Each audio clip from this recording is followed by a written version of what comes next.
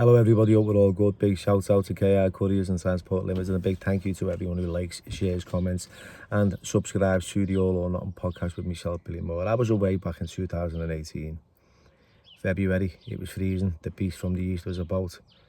Put in this cell with this Romanian kid. He couldn't speak a word of English. He was a fucking kid when I walked in the pads and it stunk of feet. There was toenails all over the gaff. I was thinking, oh, you're messing. I got straight on the buzzer. I said, boss, get me out of here or get him. I'm not having this. I'm not a scruff, you know. Within 5 minutes, he was gone. Mr. Moon, thank you for that. Don't know if he still works there, but yeah, I'm on A-Wing now. I'm all over the papers. The reason being, the movie about my life is being portrayed on the big screen in the next few weeks, and I'm in magazines, I'm in papers, I'm on the news. I've got people coming into the prison doing documentaries with me. Professor Green, Channel 4, The Independent, The Echo. So yeah, I was getting a lot of attention, and one of the prison staff offered me a job on A-Wing as a cleaner. So I love that, because there's no way I want to be behind that door 23 hours a day. I'll gratefully take that job, you know what I mean? First time I'd ever been a cleaner in Walton.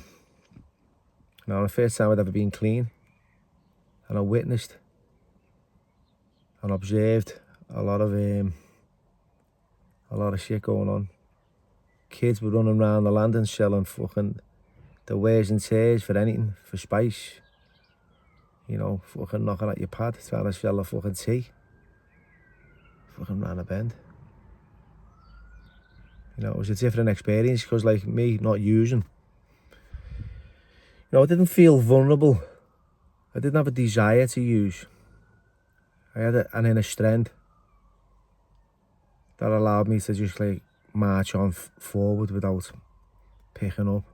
But at the same time, I was in an environment which was a drug-induced psychosis environment where, you know, if you look at someone funny, then it's going off, and I thought, you know what, this is frightening. I don't want to fight with anyone, because I'll only end up down a block, losing, jail, getting shipped out, far from my family. Just bite your fucking lip, lad, and crack on with it. I was next door to this lad, Steve Kelly. Now, Steve Kelly was, you know, a drug lord from Liverpool. You know, he'd made a few quid, like he'd made millions, this kid, Steve. And he'd spent millions and lost millions, and he'd been sentenced to 15 years for a £9 million drug haul. And he was next door to me. And he liked to tell you about himself, Steve. You know, if anyone knows Steve, he could fucking talk you into a coma. He'd sit there. But it's not that he'd talk you into a coma. He'd repeat the same stories over and over again, like he hadn't told you it. It was like, and every time he told you it, there was a different spin on it. Like if you had a swimming pool, he had 10 Olympic-sized swimming pools with palm trees. You know, he was flying. You know, he had a big ego. He liked to boast about what he had. I had fuck all. But I was okay with that, because I was clean, and I was okay with just having a life back. That was it, really. But yeah, Steve, we had a little bit of a to-do. Now, Steve could have a go.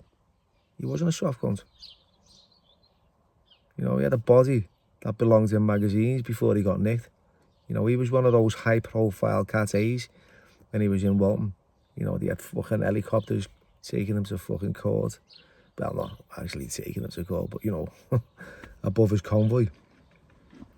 So he was an high-risk inmate.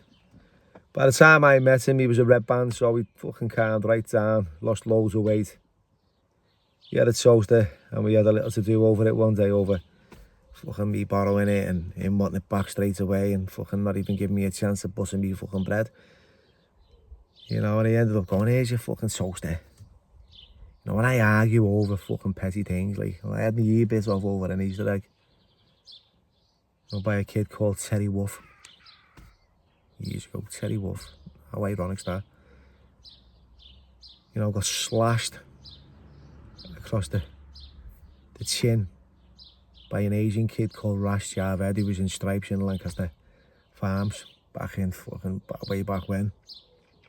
Now I'm having a fucking straightener over at Toaster with drug lord Steve Kelly in his pad. I went in the pad.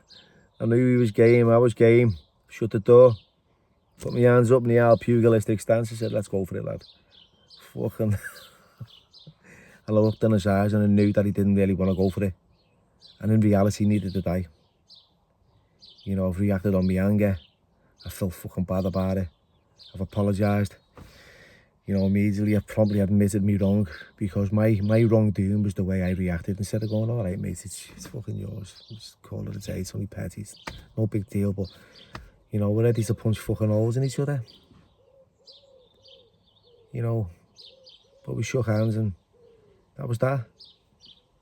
It's okay to have a little bit of banter, but then, you know, when you're crossing a boundary, it gets a little bit too far. Steve got 15 years. I think he talked himself into that. There was a bug in his car.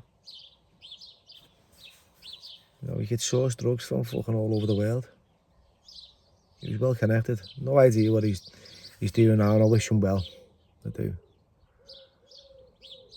Anyway, there's another little story for you. Thanks for listening. Take care.